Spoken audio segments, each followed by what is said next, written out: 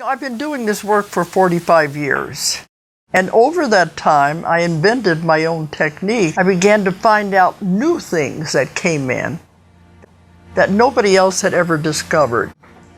So big and so important, so we called it QHHT, because it's way beyond past life regression. And this is the healing technique that we've now been teaching it, well, since 2002, that's 12 years. Well, as part of this technique, the very first thing that you do is take the client into a past life. Past life is just the very, very beginning. Then we go to this great power that I work with. To please take advantage of the training that is now available online. You can find it through my website, DoloresCannon.com.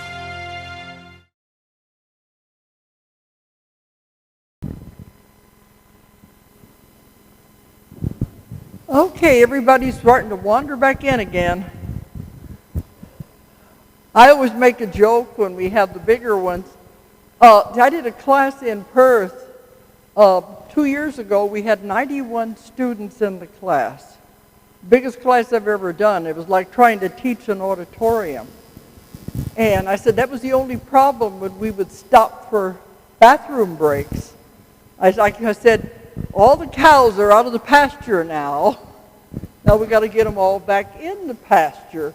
I don't know if the Australians understood that joke or not, but trying to get them all back in the room again. So here I think they know what the schedule is and they're all coming back in. Okay. Well, our next speaker, he originally came from India a long time ago, okay. But I said our authors are very diverse. And he is from Silicon Valley. You're an executive out there, aren't you?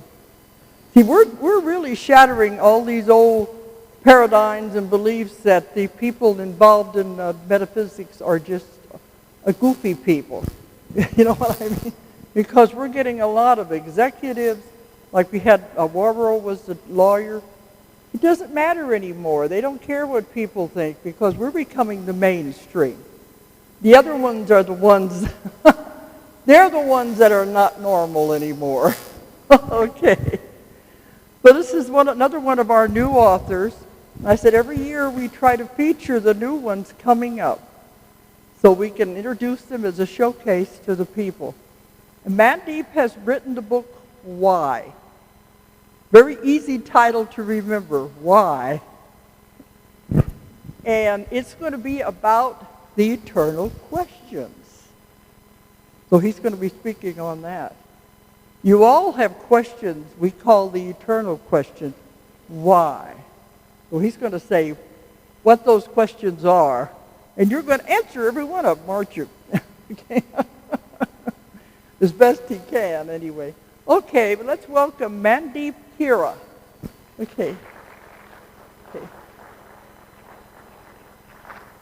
Thank you, Dolores. And I also want to thank Julia and Joy. They've been helping with all the logistics and stuff, and it's been really, really good. And also our AV guys, Greg and Megan and Diana, without whom we couldn't even present anything. So thanks for that. And by the way, happy Father's Day to all the fathers in the audience, and reminder to all the kids to call your dad, if they're not alive, in spirit at least.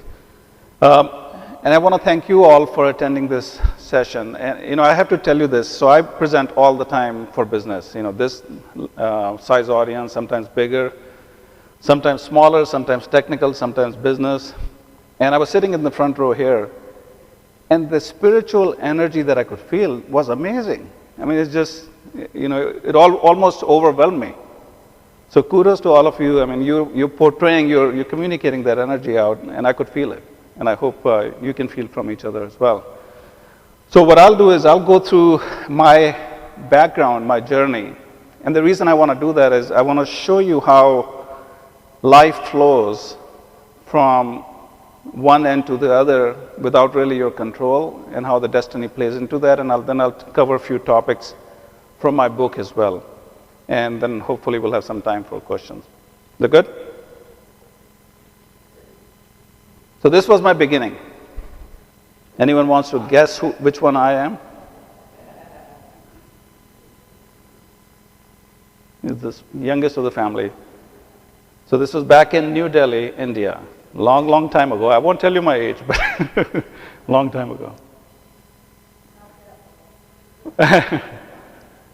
So growing up, so this is New Delhi, different parts of New Delhi. This is me. And I think I'll walk down because I can't read from here. So I started in business. So business degree, went through university, Delhi University, a lot of involvement on sports side, involved in politics. If I hadn't moved to the US, I probably would be in Indian government in some position there now, by now. I also did my CPA there. And in parallel, I was running an ad agency, and I was also an assistant editor for an English newspaper in India. So this was all going on in parallel. And throughout, I was passionate about writing. So I started writing really, really early, and mostly about social problems, social issues, whether it was about marriages or different types of problems that from a social injustice that was happening in India at that time. Moved to the US. I've been in the San Francisco Bay Area for about 25 years now. And it's an interesting story about moving to the US. I frankly did not want to come to the US. And not because I didn't like the US, I just was very comfortable. I had a great life. I was running a newspaper, I was a CPA, I was running an ad agency at a pretty early young age. And I really had no desire per se. And just like that, 3 months later after I said no, I was here. And it's amazing, I still don't remember all the sequence of things that took place in between. And that to me is was the driving force for me to say, wow, this is where destiny can do what destiny can do to you. So within the US, I worked for various different companies, smaller companies, bigger companies like HP. I've been a general manager at HP. Small software companies as VP of marketing, sales, VP of engineering. So as you can see, again, I started with a CPA, writing background, moved into marketing, engineering.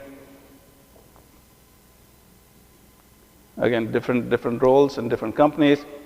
And then I had a dot-com bust back in 2001, jobless for 1 year, and that can make you spiritual really fast. Also gave me a lot of time to work on my book. So I spent a lot of time writing various chapters on the book. And then again back to a big company, and then I've been with the current company as a chief marketing officer for almost 6.5 years. And I think like the earlier speakers pointed out and Dolores pointed out, there's also always that hesitation of what would people think, when you're writing about spiritual books, when you're in Silicon Valley working as a marketing executive, what would people think? Would they think differently of? And frankly, I didn't care. I just didn't. And it's turned out to be a very positive thing. And like other experiences that we heard before, most people have been very receptive. So that's been great to see. While I was doing that in the US, I was also in parallel trying to do different things. I was running my own companies in parallel, so a lot of entrepreneurism. I started various different companies in different fields, from really business to consumer type of companies to business types of companies. Great experience, a lot of fun, lost a lot of money. So none of them made money, which is okay. It's part of the experience. And all these things I felt were connected to each other. To me, one path was leading to another path. And I kept using that opportunity and never said no. And I think as James pointed out earlier, I kept listening to my inner voice every single time. And I said, I was supposed to do this, I'm going to do it. Now, throughout even the last 25 years, I've been writing. I love to write, that's my passion. Write various articles for business magazines as well as personal. So writing, anytime I get an opportunity, I write. My other passion was movie making. So a few years ago, I said I want to make a movie. So I found a bunch of people, and some of them are actually famous producers who co-produced with me, co-directed. So I co-produced, co-wrote, co-directed, and acted in the movie, and we released it. We won an award in Portuguese Film Festival. So again, opportunity came along. I wanted to do it. I did it. So why? So why did I write that book? And again, I think it was that inner voice that said that I had to write the book. But how I got influenced early on in my life, really frankly, growing up in India. And I saw a lot of poverty, a lot of richness right next to each other. And I used to question that all the time, even as a kid. I think I was 8, 9, 10 years old. I used to look at people and always say, why is this person hungry? Or why don't they have money? Or why is this kid sick? And how come he has a 5-star hotel, beautiful, right next to a small hut where the kids can't even eat? Right? So I used to ask that question all the time.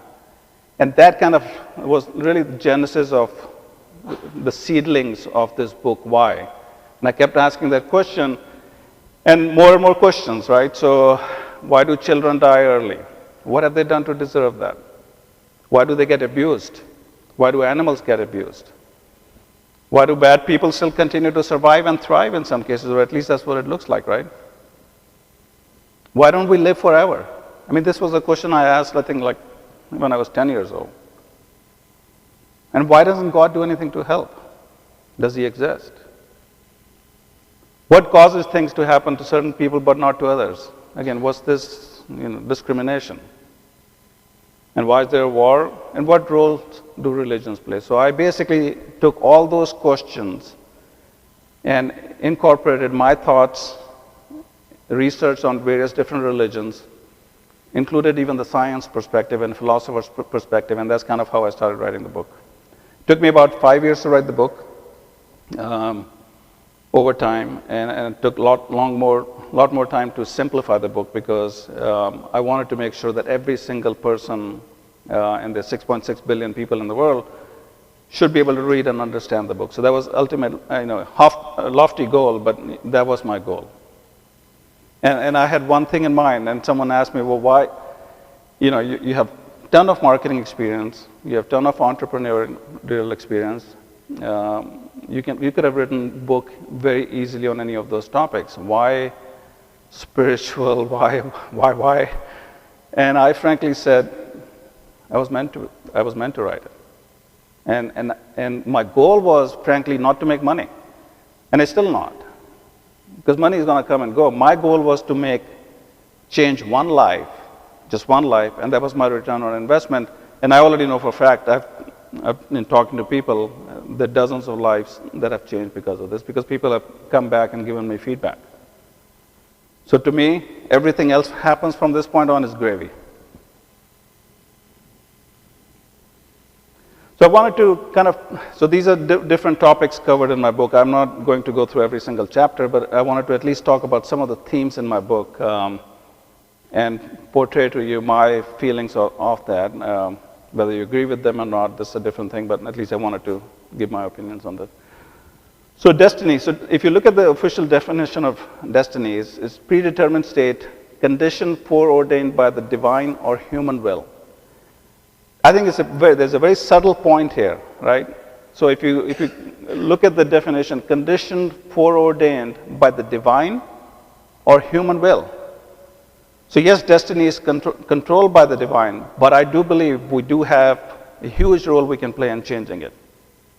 And that's kind of what the thinking process should be. Karma, I'm sure all of you have heard of the word karma, right? So it originated from the Sanskrit word karam, which actually means to do. And it comprises the entire cycle of cause and effect. And that's why you see that circle on the top, the image. And that's kind of where the karma is. Obviously it originated by Buddhism. So Gautam Buddha, who originally came up with this, and is spread throughout the world now. But basically the idea was, and this is straight from Buddhism, whatever deeds they do, good or evil, of such they will be the heirs. And wherever the beings spring into existence, their deeds will ripen. And wherever their deeds ripen, there they will earn the fruits of those deeds. Be it in this life, or be it in the next life, or be it in any other future life. And that's a key statement that I've highlighted, whether you associate with Buddhism or not. But I think the point is, your deeds, you get effect of that in this life as well as in future lives. And that's the whole concept. So some of it, you'll see it in this life, and some of it you may not, right? And that's what you have to watch out for. And consciously, if you think about those things, you'll start seeing the effect of something that you did a long time ago in this life. And you can almost feel it. So I've put down here some examples. I just wanted to show the concept of destiny a little bit more in specific real life examples. So this was December 2004. An ordinary day, people enjoying the beach and the beautiful weather.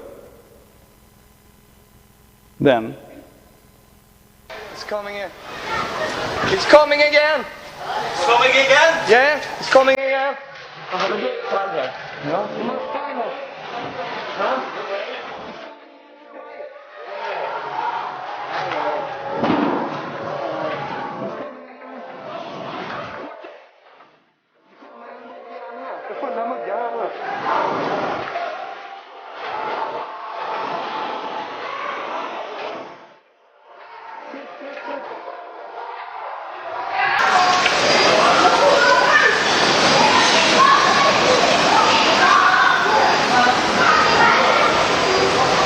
Det kommer igen här.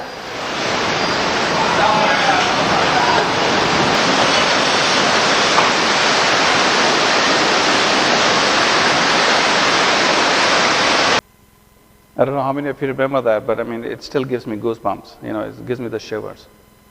So life can change just like that. 250,000 people dead just in a few minutes, a few hours. I mean, so think about life in that way, right? And so now it puts things in perspective. We worry about little crappy things. Things can change just like that, right? But there were some miracle survivors. So there was a story of an Australian couple, Lee Boardsman, I think was his name, from Sydney, Australia, and his wife were sitting at the beach, and they saw kind of about 200 meters of sand recede. And they were watching it, and they were like, what's going on? Like, it was almost like the ocean was taking a deep breath. And then all of a sudden, they started seeing these boats coming right at them. And they ran really, really fast, but the speed of this was hundreds of miles an hour, right? So they were running, and first wave pushed the husband, pushed Lee onto the second floor of a building, and he held onto the post. And his wife was separated from him, and she hid under the car, but miraculously, it pushed the car up, and she was safe as well. They both survived. I mean, 250,000 people die, and those two people survive. Why? A 20-day-old baby was found on a mattress by her dad. He went back to the restaurant, and there's the baby sitting on the mattress crying. Destiny or coincidence? April 2008, Aloha Airlines 243, I don't know how many of you remember this, was pretty devastating, but the fuselage was ripped apart, but it landed safely. Amazing. All passengers survived except for one, and her name was C.B. Lansing. She was a flight attendant who flew out of the plane. But everyone else survived. And look at the plane. When it's like literally ripped in half, and it landed safely. Destiny? August 1985, Japan Airlines 123. So they had a vertical stabilizer, which is the one in the back, broke away. This was probably the most horrifying plane crash in the history of the world, still to date. And the pilot struggled and this is why it's so horrifying, the pilot struggled for over 30 minutes to stabilize the plane, and it went up and down, up and down, up and down. Just imagine the horror in those 500, I mean, even few seconds before you die is horrible, right? I mean, 30 minutes is a lifetime. 524 passengers, all of them died except for 4 female passengers. And look at the picture of this plane. It's crashed into millions and millions of pieces, and 4 people survived. How? No science, no logic can explain to me why. And that's what destiny is all about.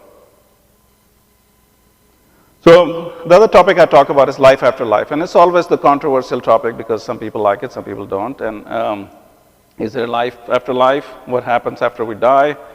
So different religions have different points of view on this topic, right? So Judaism allows some flexibility for afterlife, but doesn't stress on it. So they allow freedom to kind of think of on your own what that means. Hinduism definitely believes. Sikhism. Someone was asking me, so I'm originally of Sikh religion, and someone was asking me, Barbara was asking me earlier, I don't know anything about that religion. It's the 5th largest religion in the world. So it's after Hinduism, Christianity, Islam, and all those. And then the 6th largest is Judaism. So according to that one, the soul merges back with the universe. Buddhism talks about the reincarnation, but with the doctrine of what they call anatta. And anatta is basically a concept of soullessness. So what does that mean? That means they don't believe necessarily there's a soul, a shape that moves from one life to another. They believe that it's an entity. It's basically entity of multiple parts. It's an energy that moves from one life to another, which is a different concept. And of course, Christianity, I think there's some branches that do believe, although most believe in straight heaven or hell. And then Islam, again, very similar to Christianity, believe in paradise or hellfire. So how many people have died on earth? Anyone wants to guess? So to date. Since we've been tracking, I guess, since rough estimates of science. Any guess? 15 billion. Anyone else? Higher than that. I'm sorry? Couple of trillion lower. So there have been about 100 billion people, according to estimates, that have come and gone. Right? By the time I had my presentation, in 1 hour, 6,000 people would be dead in the world. And 15,000 new people will be born. All for nothing? I don't think so. I love this statement from Khalil Gibran. For life and death are one, even as the river and sea are one. In the depth of your hopes and desires lies your silent knowledge of the beyond. It's beautiful.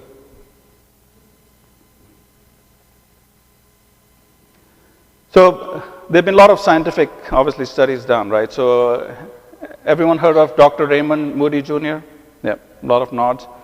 So the famous book, Life After Death, his mainly focused on near-death experiences, right? So after you die, people come back, and they share this, and most of them shared this bright light that they saw, and then something pulled them back to their body. The other one that's been done is Professor Ian Stevenson, who wrote 20 cases suggestive of reincarnation back in 1977. So what he did was, he knew that there will be a lot of skepticism around that, right? So he personally vetted each case to ensure there was no influence. He spent a lot of time with them, making sure that they were separate, that no one was communicating anything to them, and so did spend a lot of time on those. So there were some examples where a boy in Beirut, in Lebanon, remembered himself being a 25-year-old mechanic thrown to his death from a speeding car, remembered the exact location, his family, and a lot of detailed facts that a kid could not have known. Okay? An Indian boy, Gopal, started talking about his past life at the age of 3. Remembered his past life in the city of Mathura, which is about 165 miles from his current house in New Delhi. Remembered owning a medical company, remembered getting shot by his brother, met the family, so the family took him over to the other family, and he remembered all of them. He was able to point the names, the addresses, everything at age 3, right? So there's something to that. I mean, there's obviously, and Professor Stevenson has since then documented over 3,000 cases. What's interesting to me is that most of these cases we always hear on the Eastern Hemisphere. So it can't be that reincarnation only is happening on one half of the universe. So obviously, Western Hemisphere, I think the problem is when kids bring something like that up, we shut them up. Don't talk like that. That's sacrilegious, right? We are not open-minded people as a population in the Western Hemisphere. We're not. And because of that, we're losing a lot of knowledge that kids are trying to communicate to, and kids have really the inner knowledge, right? We totally ignore them. And we continue to do that, and because of that, we're losing a lot of information. We're losing half of the universe. So what's the biggest fear of life? Anyone here not scared of death? Oh, wow. See, this is the exclusive group. You guys are. I mean, I think I would say 99% of the population would be totally scared of death, right? Because the concept of death is the fear of unknown. And people are just so afraid.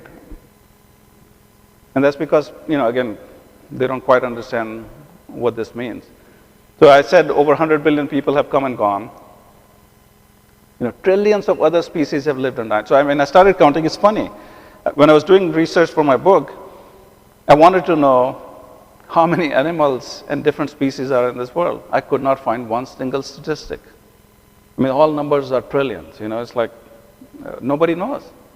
If you look at all the living organisms, forget about the bacteria, right? Even bacteria is a living organism. You look at all the mammals, all kinds of fish in the ocean, all animals. There's just trillions and trillions of species. They're coming and going, dying. It can't be all without purpose. It just doesn't make any sense.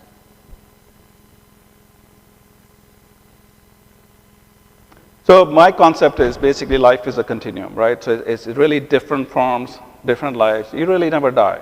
You die in this current form, but you never really die. And once you start thinking like that, you're not afraid of death. You know what? You just free yourself all of a sudden. And this is the line I always use with people because I think it just resonates in a very simple format, right? Until you're dead, you're alive. Once you're dead, you're not here. So why are you worrying? What are you worrying about? So to me, it's the caterpillar becomes a butterfly. And that's exactly what happens when we die. So I don't know if you guys can see in the back this cartoon. Can you read it?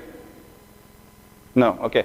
So I'll read it. So it's basically a female patient lying in the hospital bed and talking to the doctor, and she said, I think I died and came back. There was a brilliant light at the end of a dark tunnel. The last thing I recall is turning it off to save electricity. So, it is funny, and at the same time, it has a poignant issue here, right? So to me, I truly believe that we control our death. I truly believe that. I don't think we can ever die without our own permission. So then you would say, well, why do then people die? Because when you're dying, you get this vision, you get this inspiration that tells you why the life beyond is so much better than the current life, so you go. It makes sense. But I think we truly have a choice. No one can take you unless you really want to die. That's why you see a lot of, with positive feelings, positive vibrations, you see a lot of people coming back because there's something holding them back here which is much, much more powerful than even the beautiful life beyond. So God, the ultimate question, right? Who's God? This?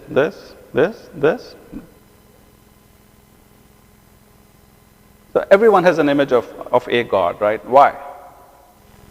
Is it because our egos don't allow us to think beyond and say, what if God was a supercomputer? Would that scare the hell out of you? I've had people like giving me eyebrows or almost hit me when I mentioned that, and I said, but why does it bother you? What if it was a supercomputer? It still created us. As far as you're concerned, that supercomputer is still your creator. So why does it bother you? It's just amazing. I mean, the ego of, our egos don't let us think beyond what we want. We want an image. We want a human being on that face. Could be an energy, it could be anything. But we don't want to accept it. And there's the complicated conundrum, right? So if there is a God, who controls him or her? Right?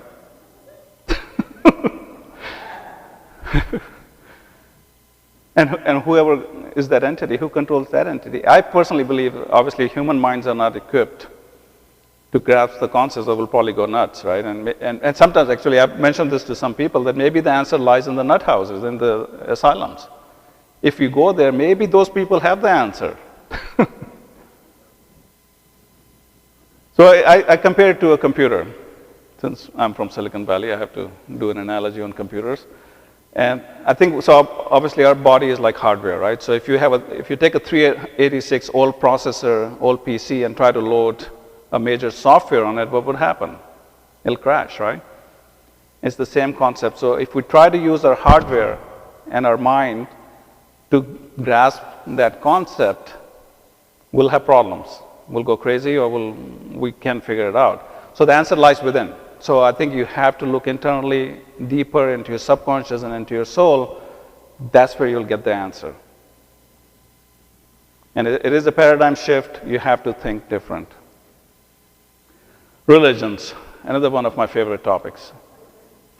So I've always had respect for religions. I always believe that religions have a role to play. And I always believe that religions were created for a specific reason at that time. So the oldest religion that they can track is 70,000 years ago. And it's funny that all the religious people fight with each other. Who's the oldest religion? It's like you need a trophy or something, and it is just amazing. But scientifically, they've tracked down Zoroastrian is the oldest, and then even before that, sun worshippers and natural worshippers, which makes sense because that's how it originally started. So at that time it made sense, right? I mean religions were created for a reason. At that time people were killing each other, and so society wasn't very civilized. So it made sense, and it still makes sense for a lot of people. I think it gives you some good points, gives you scripts to follow, and for some people that they need that. But I think the problem is, a lot of people get blinded by faith. So it's like, if I say, look at that beautiful moon, and you're looking at my finger. Look at the moon. And that's the same difference. I think people get so absorbed with religion, they forget God. And then we use religion as an excuse, right? For crimes, for fighting, for killings. And that's the unfortunate part. If you just look at the religion and say, good teaching, let me grasp some good points from this religion, let me get some good points from this religion, and so on, that should be enough. But no, we have to say, oh, my religion is better, I'm going to kill you, And how does God fit in all of this? Does he have a place? So I have a clip, and if you can play that, and if anyone gets offended, I apologize in advance. It's a comedy. It's from George. So I don't know if you can read this, so I'll read this. So this is a cartoon clip on atheists. So this one person says, I know that I'm a good, moral, spiritual person because I'm a born-again Christian, whereas you are a wretched non-believer. You wickedly choose to reject God. So the other person says, well, you are a non-believer also. You wickedly choose to reject Allah, Muhammad, Buddha, Ganesha, Vishnu, Atlas, Neptune, Thor, and Zeus, plus other too numerous to mention. So you see, we're both non-believers. I believe in just one less God than you believe in. Right? I mean, it's pretty interesting. So I have an interesting story about religion. Is in Hindu mythology. Has anyone heard of Narad Muni in the mythology? No. So Narad, N-A-R-A-D, Narad Muni, is a famous Hindu sage. Again, it's mythology, so whether he existed or not, I don't know. And so he was a very close disciple of Lord Vishnu. And they were traveling one time around the globe. And so Narad says, So Lord Vishnu, who's your favorite disciple? Thinking he always says Narayan, Narayan, which is like chanting for God, right? So thinking he'll be the most favorite. So Lord Vishnu says, well, let's see, that farmer down there. So Narad Muni is like totally disappointed, angry, and he's like, I wonder what that farmer is doing that I'm not. So he goes down and observes the farmer. So farmer gets up in the morning, thanks God for giving everything, does a little prayer, takes his breakfast, goes to work, works really, really hard farming, takes a break for lunch, prays to God, eats lunch, goes back to work, and then comes home and again prays to God, eats and goes to sleep. So Narad Muni is very upset. He comes back and, wait a minute, I'm constantly chanting your name, Narayan, Narayan. What is this? How can that farmer be your favorite disciple? So Lord Vishnu smiled and said, hey Narad, can you do a task for me because I have a test for you? So he said, sure, anything, right? So he said, here's a pot of oil. Put it on your head, and I want you to go around the globe without spilling even a drop.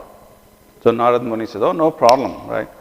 So he puts it on, goes around the globe, comes back, says, there, not even a drop spilled. So Lord Vishnu says, so how many times did you say my word? And he said, what do you mean? I was doing your job. I was so focused on not spilling this oil that I didn't even have time to think about it. He said, that's the difference. That farmer was doing also my job, and took my name 3 times during the day. And that's why he's my favorite disciple. And the moral of the story, really, whether the story is true or not, moral of the story is really, forget about the religion, do your daily, like Khalil Gibran says, daily life is your temple in religion, right? You live your daily life, be nice to people, do good deeds, and remember God even once a day, that's enough, right? And inside your spirit, right? And so that's the moral of the story on that. Can anyone guess what this is? Any guesses? Wild guesses? Stamp? It probably is.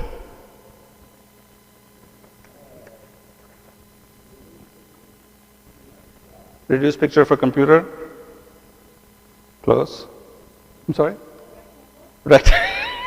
Smart ass. So this is Earth. This is Milky Way galaxy. I just wanted to point out how small we are. Now, if you want to find Rogers, Arkansas in there, you can look for that. But and here's universe.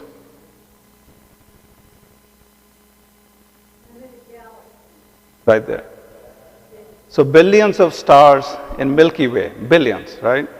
And there are 100 billion galaxies in the universe. And we think we are smart. And we want to fight over religion. And we want to worry about death and life. And come on. Think of the big picture, right? Who are we kidding? So here's a really, really good, so I'm trying to also tie science into it as much as possible because, there's always some skepticism, right? So, and I have to read this because there are a lot of numbers here. So this is Frank Drake, a famous scientist who came up with this equation. And he basically says, if you take all stars in our galaxy, okay, and then you say, what percentage of those stars have planets? And then how many of them would have life conditions similar to Earth? And what percentage of planets with Earth-like conditions will have some kind of life? And then FL is the fraction of planets where intelligent life has evolved, okay? And then FC is fraction of planets with willingness to communicate, and L is lifetime of such civilization. So I took some numbers, okay, just for giggles, right? So I said 20% of stars have planets orbiting, only 20%, and it's a very conservative number. Then I said 1/millionth of those have Earth-like conditions. Extremely conservative. Then I said 1/10 of these planets have some kind of life. not even human life, some kind of life. Now you assume 1,000th of these where life has evolved. Okay, and then 100th of these have willingness to communicate with our other civilizations with a lifespan of 10,000 years only. Even with that, we should have at least 800 more civilizations. I mean, you can't get any more extremely conservative than that, right? So in the grand scheme of things, we're not much. So the other thing I talked about in my book is power of positive thinking. And it really, really works. I mean, we've seen it in sports with positive imagery, with golf and other sports. And it can be applied in all walks of life. I mean, I've applied that in various different situations, in meetings, and business negotiations, all that, and it really works. And it was, the best book that came out on this was Norman Vincent Peale back in 1952. So he breaks it down into 3 points.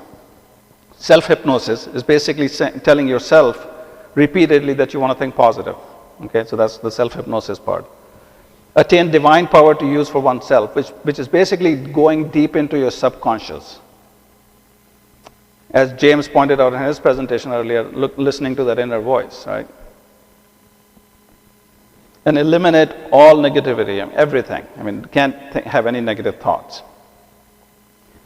And on the flip side, he said, negative forces also work equally strong. So and I know a lot of people, I mean, there are some people who love to be miserable. I mean, they just love to be negative. So I was trying to figure out, and I mentioned that in my book, is why do they love to be so miserable?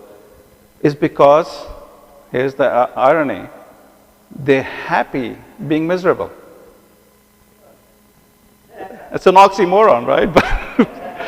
But that's true. I mean, those people love being miserable. But there are a lot of positive studies done in this area. I mean, there's a study done by GGC Delftland in the Netherlands where optimists had significantly more lifespan than negative people, and there have been studies done in the US. So there's something to that. So in the book, I talk about steps to a contented life. So in the last chapter, and those of you who have the book, you'll see I have a thing called moments of life. And a lot of people don't know this, but each of those letters, so M is for meditation and so on. So each letter pertains to a step that you can take. It just allows you to easily remember all the steps. And the first letter, so I talk about meditation. TM is just one form that I've been using for a number of years, but you can use any form of meditation.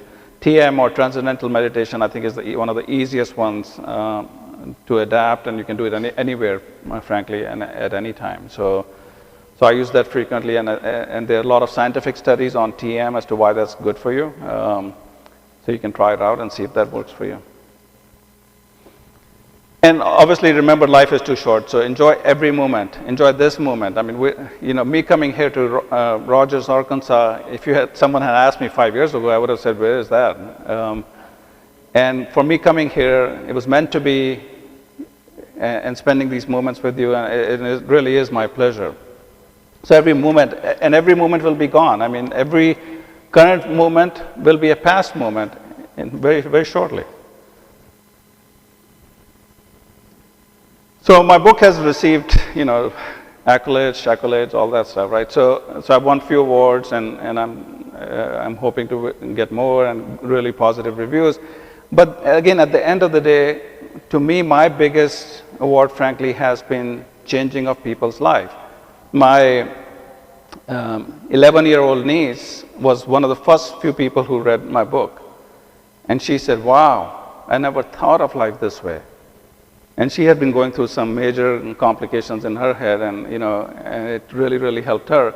I had a recent case of a friend of mine who lives in the Midwest, ex-executive CEO of a big company, public company, retired.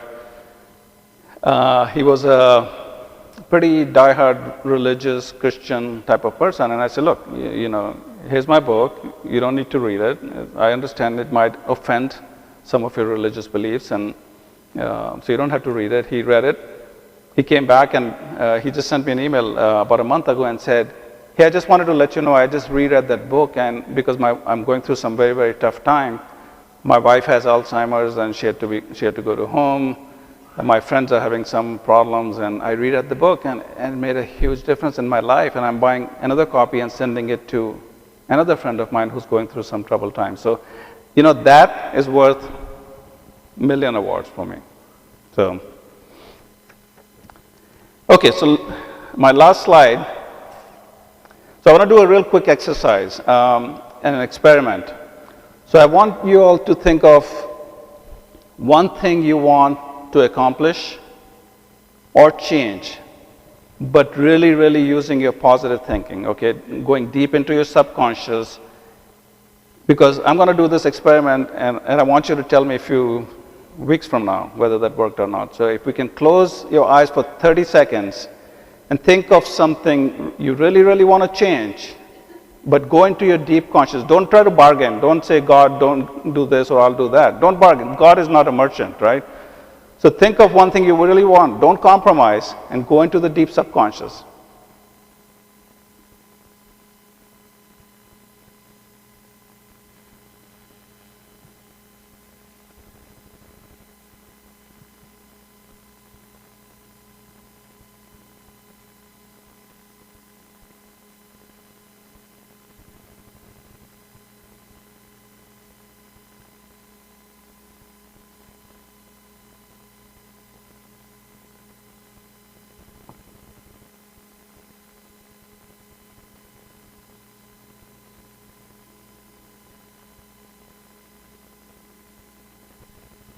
Okay. So now that you've thought through that, if you can send me an email when that thing comes true or not true, I'll share the results with everyone. And that's all I had. Thank you very much for your time. Appreciate it.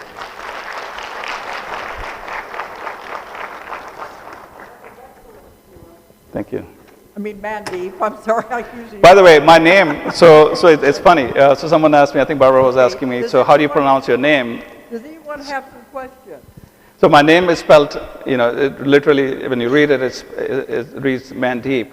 It's actually pronounced Mandeep, and the way you'll spell that is M-U-N-T-H-E-E-P, which means lantern of the heart. And so, but so many people started calling me Mandeep. So when my book came out, and people read the book, and they said, so they nicknamed me now Deep Man. So go figure. Well, I didn't insult you by giving your last name. No. Okay. Anybody have any questions? Well, okay. He seems to be the man with all the answers. Oh, my email is mkhera@gmail.com. M-K-H-E-R-A. And actually, it's on the last slide. Do you still have it? And here's my website as well, which is... hard to read. It's very small. Oh, okay. So my website is y-thebook.com. You'll see all my information on there, all my press releases, all my bio, everything on there. I also have a Twitter account where I post inspiring messages every day, and it's called twitter.com/ylife. So you're welcome to follow me there, and you'll see my messages, and please respond back to me if you like. We got a few questions here. I'm sorry? Okay. Okay. Okay, go ahead. I believe in reincarnation. Once you achieve human form, do you always keep reincarnating as a human? Once you achieved human, you never reincarnate as an animal, or because I know animals reincarnate as animals. But once you've achieved human form, do you keep reincarnating as a human? Yeah, that's the most popular belief. I mean, no one knows for sure, but the most popular belief is that once you form, so you don't get to a human form until you have gone through many, many animal forms. So once you go through the human form, you've kind of evolved, and then from that point on, you have to, how do you end that life cycle, the whole cycle of birth and death? Is as a human, then you raise your spiritual awareness, and that's kind of, so think of it as so the analogy I use is think of it as a school. So every year, every lifetime we're going through a school, and we're graduating to the next level, and then eventually you get this nirvana concept of getting rid of that whole cycle. So you eventually stop reincarnating when you become pure soul? Or? Exactly. You become part of the universe. Thank you. Okay. Yeah, I've written about it in my book, where people have been animals, and rocks and plants and everything. Everything is alive. Yeah. In fact, I'll give you another real life instance. One of my cousins, she still lives in India, and she gave up everything. She was a PhD, very senior executive in a bank. Her dad died. I'm talking about 40 years ago. And she still lives in India. And her dad died, and she gave up everything. She quit her job. She went into complete serving other people, meditation, those types, total spirituality. And she has reached a seventh level of meditation, basically. She's out, right? I mean, she's in India still, and she comes home once in a while from ashrams, so kind of like Mother Teresa type of person. And she's out of her body for days. I mean, she comes home, and my aunt was telling me that she's out for days, and she comes back. So we asked her, what should people do about life, right? And because she obviously knows the secret. I mean, she has realized it. And she said, just keep doing good deeds. That was her only sentence. She said, just keep doing good deeds. I think a lot of people fear death because of the way they're going to have to die. Like, I would not want to die in a lot of pain or being burned up or anything. And I wondered what your thoughts were on people who could see an impending death, such as the people that were in the planes that crashed into the World Trade Centers. Do you think that our souls can exit our bodies so that we don't have to feel all that horrific stuff that happens, or do we have to stay there and experience it? I think absolutely. So I like I said, I truly believe we control when we die. I truly believe that. Now, can all of them exit the soul without going through the pain? Probably not, because now if you go back to the karma theory, you don't know what karmas are resulting in that, from this life or from your previous life, right? So you probably, in those cases, have to go through that cycle. So now you can come back in the next life more refreshed and with a new life. And it's frankly, it's a pain, but you know what? Nothing lasts. And that's the good thing about, the whole concept of when I was showing the galaxy and the universe and all the lifespans, right? Nothing is going to last. Nothing. I mean, look around you. In fact, I do this all the time. I go to the park for a walk. I see people, their faces, and I say, he'll be gone, she'll be gone. Everyone will be gone, right? So it's all a matter of time. So I think it's just a few moments here and there. So even if it's pain in this form, it won't be your spiritual pain. Right. As you were just doing that last exercise, and you said, do something, to change. I have a fear of public speaking, so this is kind of hard for me to come up here and do this. Very good. So I guess I'll wait for the email. But as my experience in life, I had a near-death experience when I was 9 years old. And that experience changed my outlook on life. And you talked about the fear of death. And I think having an experience like that, makes you look at things a lot different in a perspective. And when you talked about the tsunami, and just thinking of the earthquake when a collective amount of people died together. Right. In my understanding, I see that as looking at the whole picture as a soul contract, a collective soul contract for those people to experience this. So in the whole picture, we experience something even more. And I think you even mentioned it before as far as you put it in perspective of how your life is. You see something like that and how that changes someone's life. Right. But I just think it's so profound if we can think of that when we see these tragedies and these things happening as a lot of things are changing in this world, that we focus that there's all greater good in it, and we have to look at the bigger picture and the bigger collective. And we have to really honor those souls that made that decision to have us give us that greater perspective. If that makes sense. Yeah, no, it does. I mean, it's well said, and I think it's interesting how those 250,000 people's paths came together at that moment. I mean, it's interesting, right? It's not random. Very.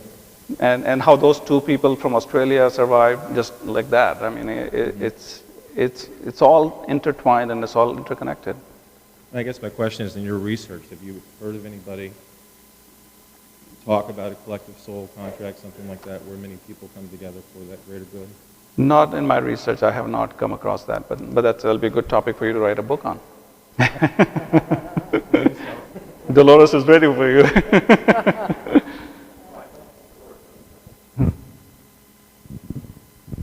Okay, yeah, we're coming to the end if there's not any more questions then. But I think you're going to find a lot of information in his book. And he says he writes it simply so it's easy for people to understand. Okay, well, he'll be next door doing a book signing right after this. And then we're going now to lunch. It'll be until 1 o'clock for lunch. Okay, and thank you. Thank you. Mandy. Thanks.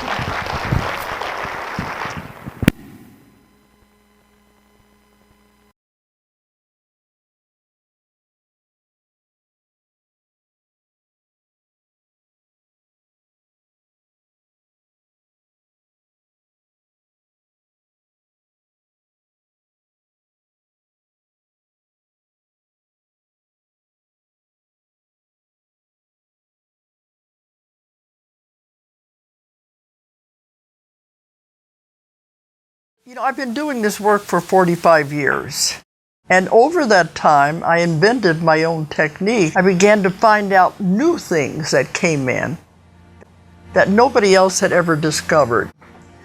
So big and so important, so we called it QHHT, because it's way beyond past life regression. And this is the healing technique that we've now been teaching it, well, since 2002, that's 12 years. Well, as part of this technique, the very first thing that you do is take the client into a past life. Past life is just the very, very beginning. Then we go to this great power that I work with.